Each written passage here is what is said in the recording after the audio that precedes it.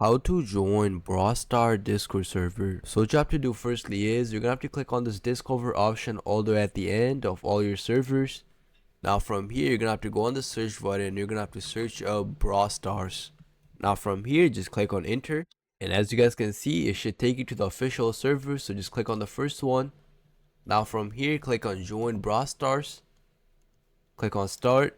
Now it should take a while and ask you a few questions. For this, I'm gonna just click on skip because I'm not really interested in any of this, but if you are, you could pick one.